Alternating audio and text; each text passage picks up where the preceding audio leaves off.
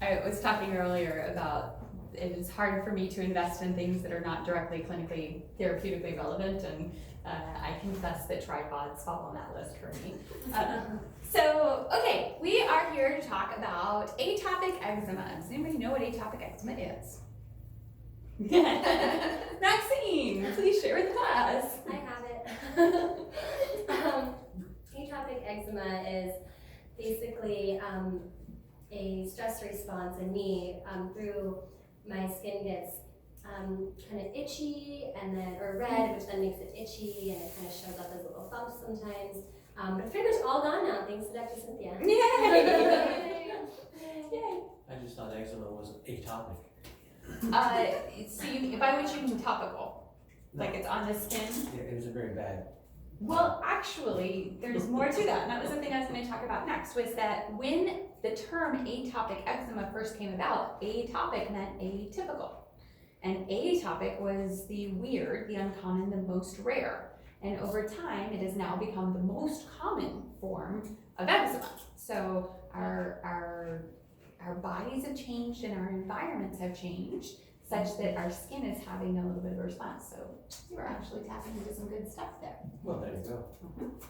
So one of the things that I find fascinating about, all right, so why am I teaching a class on atopic eczema?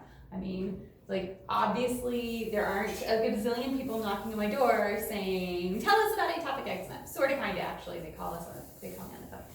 The reason I'm teaching it is because it's an irritating, frustrating situation. It's frustrating to have it on your leg, it's distracting, it gets under your skin. And that takes away from quality of life from other things going on.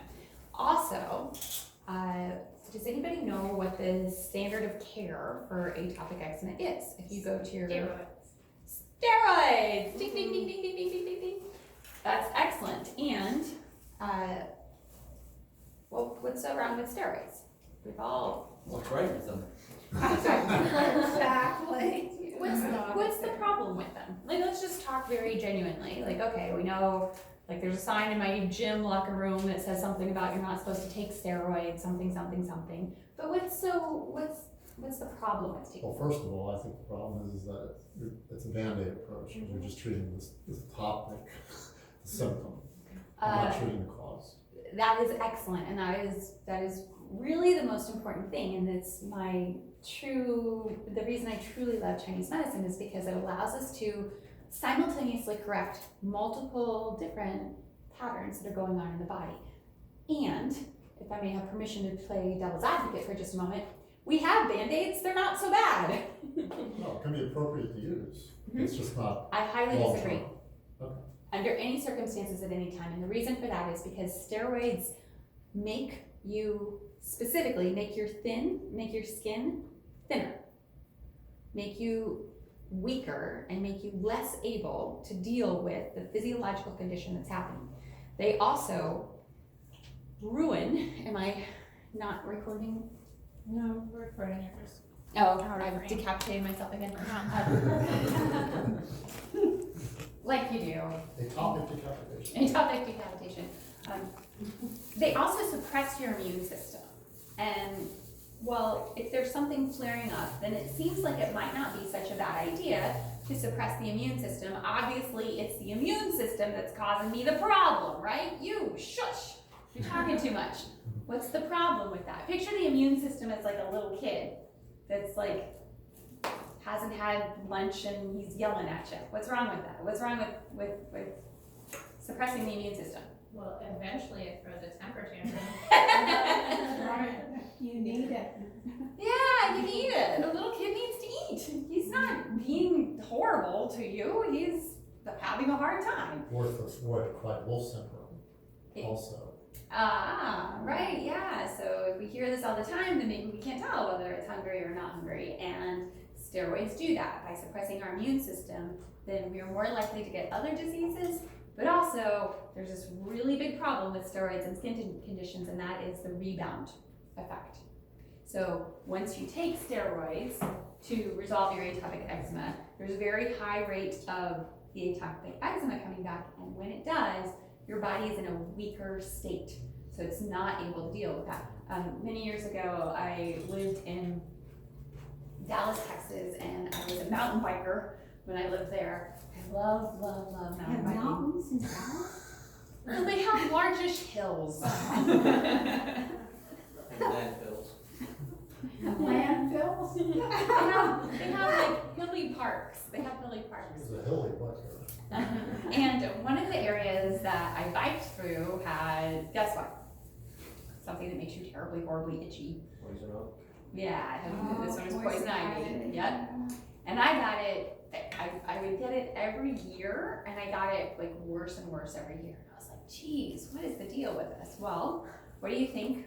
When I went to the doctor and I said, I have poison ivy and it's horrible, I can't concentrate anything, and it's like, I want to claw my skin off. Steroids. Yeah, that's what they gave me, is they gave me a package of steroids, and it had like 7 and 6 and 5 and 4 and 3 and 2 and 1, because you're supposed to wean yourself off them and all of these things.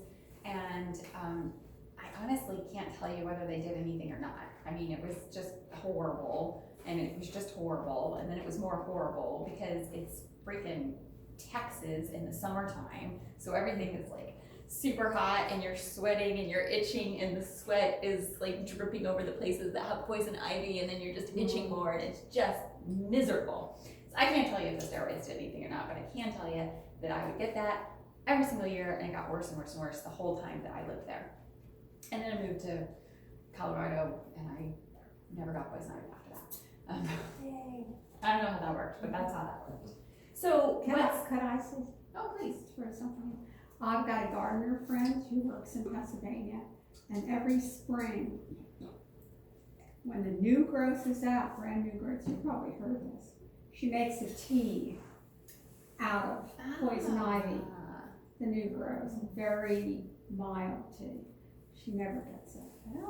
And the other thing is that Bruce Tox, the homeopathic, will take care of poison ivy just like that.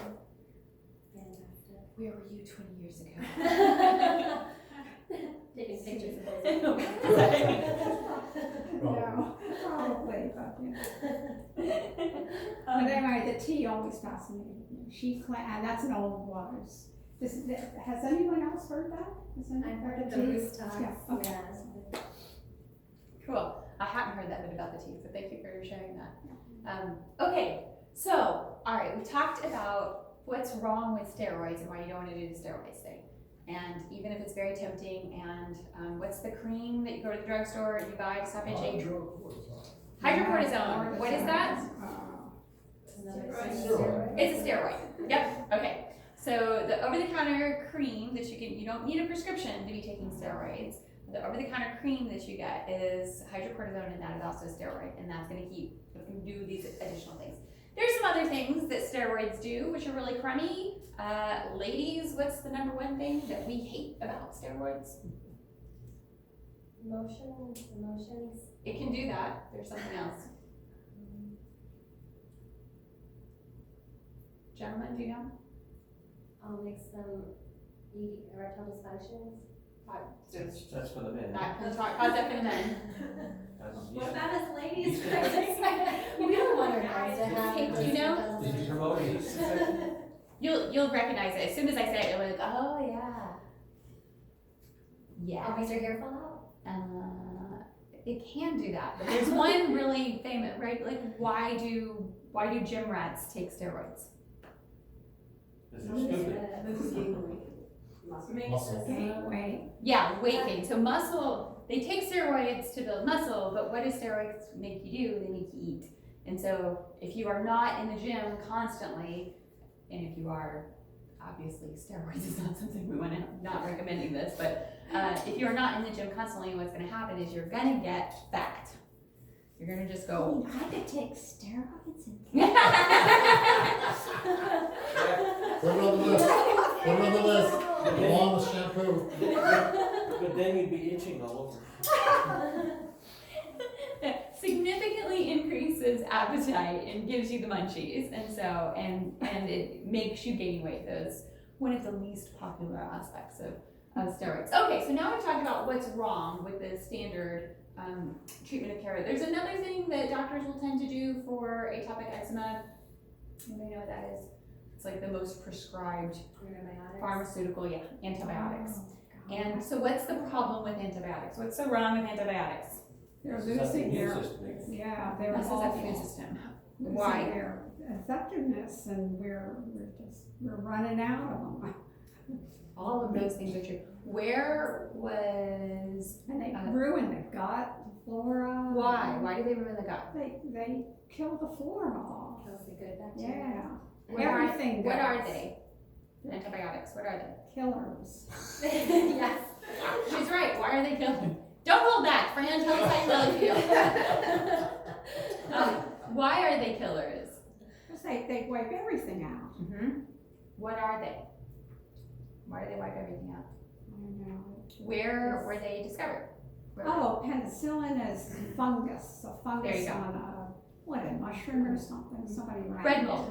Well, Penicillin, Bread, that's yeah, it. penicillin was discovered on bread mold. That's right. And so that's what antibiotics are, is they are mold derivative. Mold. That's disgusting. It is, it's totally gross. Like if I were going to go buy something and somebody said, mold, you were buying mold, I would go, oh good, thanks. Well, maybe opt for the not mold option. But that's why you have to, so very commonly women get yeast infections when we take antibiotics, is because it's mold. We're feeding yeast and mold, yeast, fungus, mold, these are all parts of the same family. Yeast goes through our bloodstream and we don't usually have much problem with it unless we have a compromised microbiome. Mold, fungus, it grows roots into particular places in our body and then we get more significant damage from it. But the reason that antibiotics like obliterate our gut environment is because it's mold. And what do we use yeast for most commonly to make delicious drinks? What kind of drinks? Beer. Beer or kombucha. Bread, making bread. Bread, yeah. Just And what blows does it up. it blows it up? And what does yeast eat? What do you need in order to activate the yeast? sugar. Yeah, Sugar. Okay, so yeast feeds off of bacteria and sugar, and that's why if you make kombucha, you get the mother. Does this sound familiar to anyone? You get a mother, and the mother is made up. What's the acronym that the mother is? What does that stand for? Ding, ding, ding, ding, ding, ding, ding, ding. Well, you get an A+ and a gold star for knowing this. What's it stand for? Symbiotic combination of bacteria and yeast. So it's a big yeast ball is what you're getting. That's what the mother is. And then when we brew, when we're making these, I just made this into the most delicious something ever do. And then when we brew, whether we're brewing kombucha or beer, then we add sugar to it in order to help it ferment, and then it becomes this. Okay, so now picture that and throw it in your gut and imagine what happens. What a mess. Yeah, this is why it really wrecks things, is because we take it in a high dose, high potency, and it gets into our gut, and then it feeds off of the good bacteria that we have there, and it tends to also want sugar.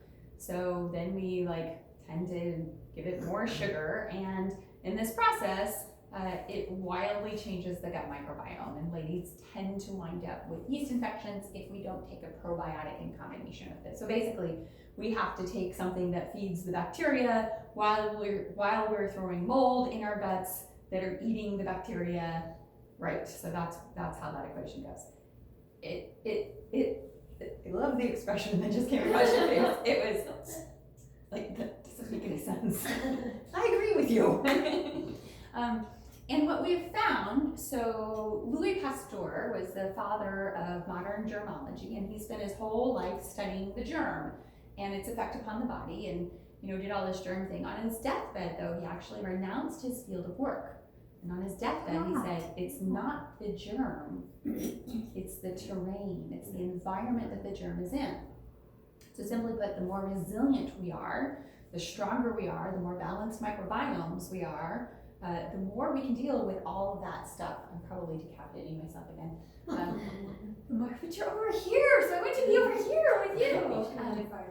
Yeah, meh, whatever. The more that we can deal with, so the more balanced our microbiome is, the more we can deal with stress, whether that stress is like work stress, or whether it's family stress, or whether it's the stress of like getting exposed to a bug, or whether it's the stress of like running out of gas and having to walk home on the highway, which is both stressful because you're out of gas and out of car, but it's also stressful because you're huffing the fumes of the highway. So the more resilient you are, the stronger you are, then the less that kind of stuff bothers you. Okay, so that's why neither steroids nor antibiotics are a good solution. And in fact, even in Western medicine, we're finding that the overprescription of antibiotics has now been coming around to the point where it's observed that there's problems with it. Like, for example, diseases like MRSA. What is MRSA? Methicillin resistant Streptococcus aureus. Otherwise known as superbugs. Ray has a particular advantage in this particular area. Would you care to share your story? Sure. Okay. You can share. Well, Well, story. I will, okay. Yeah. So, about 6 years ago, I had a massive candida infection, internally systemic. Went outside to say goodbye to some. Wait a second, hold on. What is candida? Mold. Yeah, it's the result of 30 years of eating ice cream. So we're saying goodbye to dinner guests out on the driveway, and all of a sudden I get bit by a horde of army ants, red ants, like 100 at one time. They all bit at once. So I went in the house and did some qigong and some traditional Chinese stuff that I'd learned and stopped the anaphylactic shock, but the poison got into my system, and it eventually morphed the candida into MRSA. And I had one of the worst cases of MRSA that has been cataloged in history. 70% of my legs below the knees were open suppurating sores. If I had gone to Western medicine, they would have cut my legs off. In fact, I went to a clinic to get painkillers, and they told me, we must take your legs, but we might save your life. And we're sitting here going, okay, that's the egress point, it's coming out down there, so if they cut the legs off, the egress point will move up. And then I'd lose the rest of my legs, and then I'd lose... Tell them more about what that means, because that's a... Well, actually, my business partner, Grandmaster David, created an herbal decoction to draw the poison out. So if you took off the legs... Yeah, if you take off the legs, then there's no place for it to leave. This was a systemic infection, so it has to get out somewhere. So it would have found another spot to burst through the skin and come out. And, you know, eventually there would have been nothing left. And then my arms would have gone. And the disappearing leg. yeah, I had to change my name to Bob and throw myself in a pill. Bob around. Anyway, we got through it with natural solutions versus medical solutions. Okay. Good. Yes, fine. Couple things. You all know what ant mounts look like. I'm just doing this because in case people are freaking out. They're kind of big, and you just avoid them. You don't step on them. But if you do, I'm going to throw another option in. I carry Apis mellifica with me. It's a homeopathic remedy. And also it helps with chiggers. I got 150 chigger bites one day. I told her about that. Apis. And I watched the welts disappear. Just you take these little homeopathic pellets under your tongue. And so just want to mention that. Okay. And I can tell you later where the chiggers are. And they sell that at Whole Foods. So Yes. that's something you can... Little blue tubes or purple Little blue tubes, yep. Okay, good. So now that we've talked about the things you don't want to do, let's talk about atopic eczema, the unusual type of eczema that has now become the most common type of eczema. And there's something that's really interesting that I find about atopic eczema, and that is what's called the atopic march. What this is a series of syndromes that are related to one another that we've started to observe show up in the body. So here's age 5, 10, and 15. I need colors. Okay, so the first one that we see of these is eczema. And this very commonly starts here and then declines here.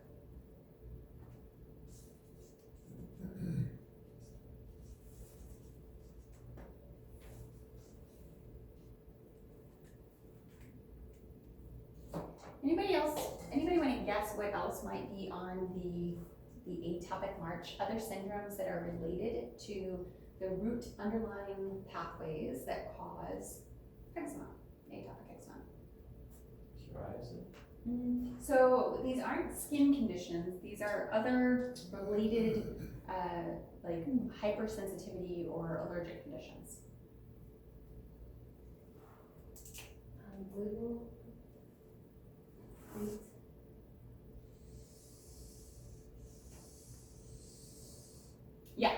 Food allergies. What about chemicals? Those aren't on my graph, but I believe you're correct. So we went from skin to gut. What system you think might show up with problems next? Brain. What'd you say? It's a neurological, it's going out the brain. Yeah, this one is actually breathing. Respiratory. Yeah. So we're gonna call this asthma. Oh, yeah, right. And then this is kind of related, this is like, well, very related to this. Oh, sorry. My chi is so strong. We need a steroid. Ah,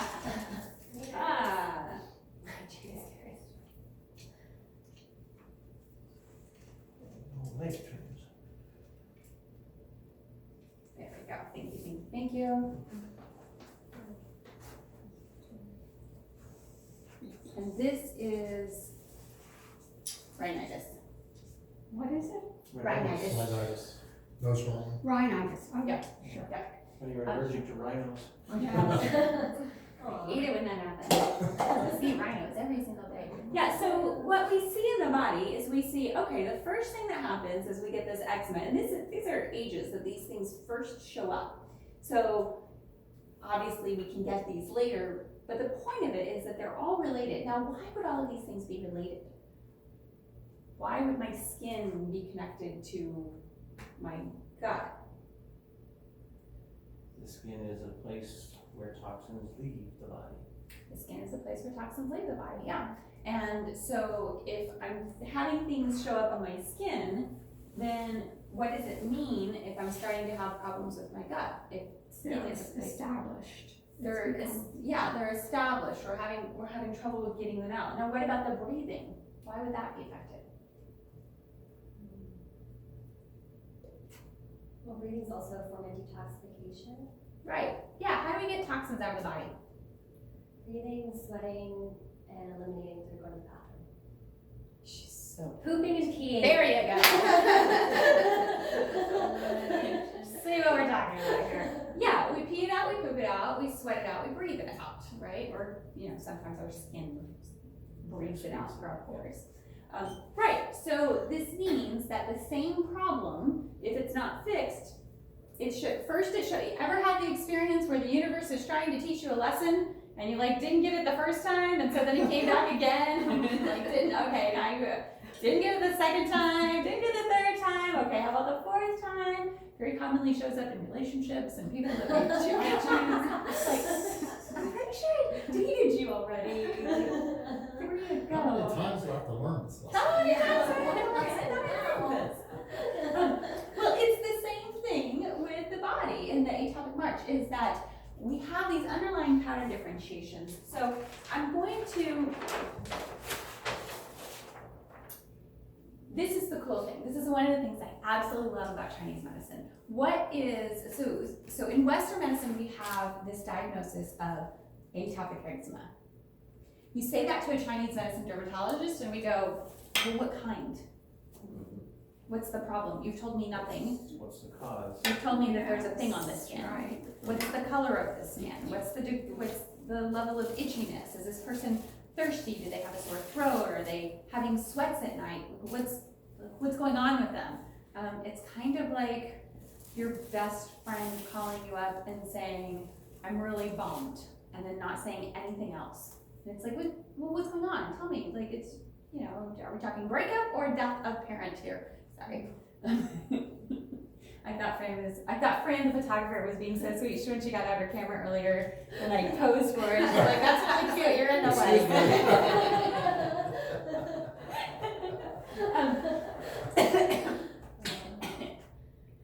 Made myself awkward. This is kind of Louis Pasteur, you know, going to the environment. I don't know, I sort of made that. Yes. Well, actually, I'm really glad you brought that up. That was a huge battle that she did. Who was the other scientist who? No. I tend to forget the name. I know what you're talking about, but I tend to forget. That's why on his deathbed he finally relented and recanted and said the other guy was right. Oh, we're kind of doing it wrong. But in the meantime, because of all of this work, that's when antibiotics entered our treatment patterns. We didn't have them. We didn't do them before that. Okay, so these are some of the differentiations that we look at in atopic eczema. And what we're really looking at here is we're looking at what's going on with the body. So if it's the best friend that calls us up and says, hey, I'm bummed, and we say, what's up, what's going down, tell me what the deal is, we might say, my boyfriend just broke up with me, or we might say, my mom's mad at me, or we might say, Work sucks. I just lost my job. Yeah, like there's a whole bunch of reasons that bummed might happen. And in the same way, there's a whole bunch of things that might happen within the body. Here in Florida, we have a particular type of climate. What's our climate here? Tropical. Tropical, hot and humid, baby. And do you think that the environment that we're in, since I gave you the lead with Louis Pasteur earlier, do you think that the environment that we're in might affect our physical bodies? Yes. Right? Yep. One of the ways that this happens is that Maxine, I'm inclined to give you a pop quiz, but one of the ways that this happens is that here in Florida, when we get hot, what do? Sweat. We sweat, and what happens to our sweat in here in Florida? It goes nowhere. It stays. It just drips. Wins. It's just that. What happens when you are in an arid climate, so a non-humid climate? What happens? Evaporates. The sweat evaporates, right? And when it evaporates, then what happens to us? We cool down. We cool down. All right, good. You've now discussed the principles of every major air conditioning system, so you got it. And here in Florida, we don't get that unless we got a machine that's doing our cooling and our dehumidifying for us. Then we're constantly exposed to damp and heat outside of our bodies, and that means that we're more inclined to dampen heat inside of our bodies. So things that can go wrong: hot blood with wind. A little glimpse into the herbology of Chinese medicine. There are approximately, let's say, 50 agents, 50 herbs that treat heat. But the way that they treat heat, each one of them is different and unique. So one might treat heat and dry damp. One might treat heat and nourish fluids. One might treat heat and release exterior, which is like when you get a bug and starting to come out down to the bug and you're like, right.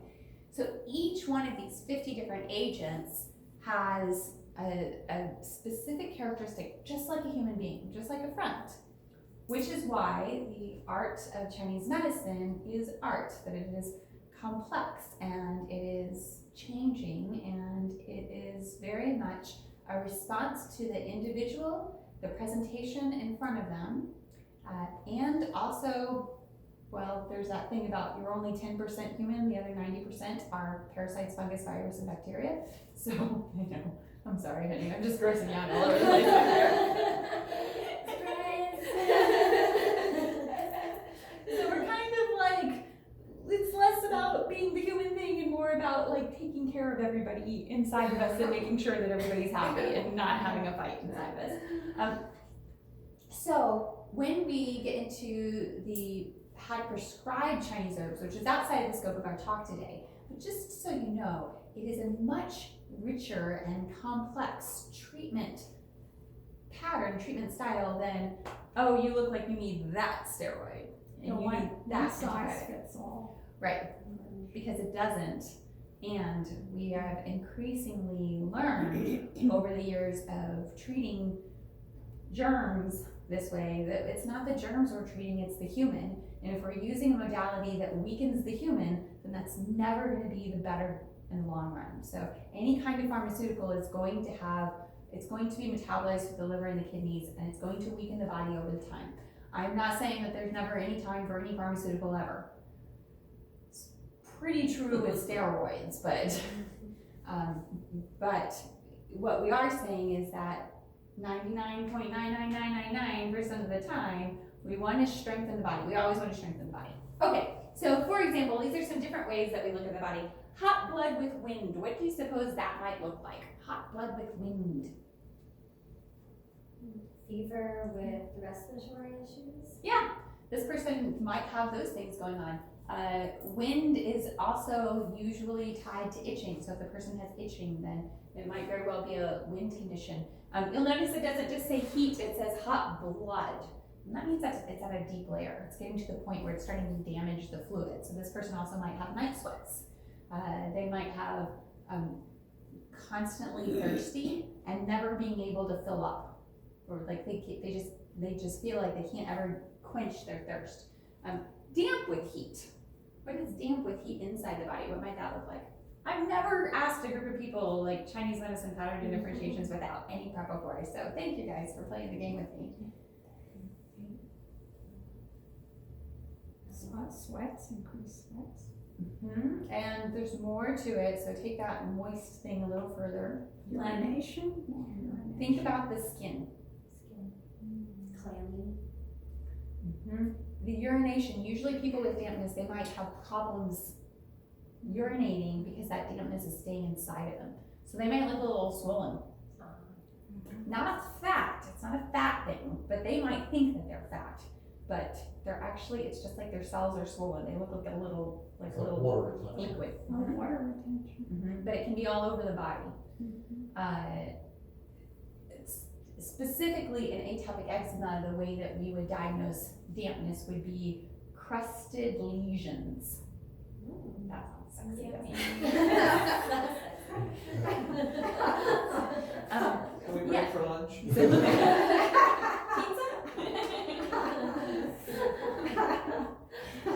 Yeah, so the little outbreaks on the skin, they're going to be raised. They're going to be probably yellow, and there's going to be oozing. Yeah, there's going to be pus and oozing. All right, you people have this easy. In my Chinese medicine dermatology course, I spend days looking at picture after picture after picture after picture, and let me tell you, some of the places you can get atopic eczema, it's whoa. Oh no. So you guys got it easy. 8x10 color glossy photos. Actually, the just from a photography perspective, the machines have to be calibrated. The What color? video, right? And then we have two different screens because neither one of us is going to be absolutely true. So it's interesting, like when you get into the skin work, how much the details really matter. Heat with damp and wind, so this is going to be a little bit more surface. It's not going to be as much damaging the fluids, but this person might be really uncomfortable, really itchy, really like, so even though their condition isn't as severe, their experience of it is like, they might just like be very frustrated sitting in their waiting room going, fix the thing. Toxic heat with yin blood and Qi level heat. This is really deep. This person has the kind of underlying pathways that may very well lead to significant cognitive decline. Because what's the relationship between water and electricity? Oh, Conductivity? Yes.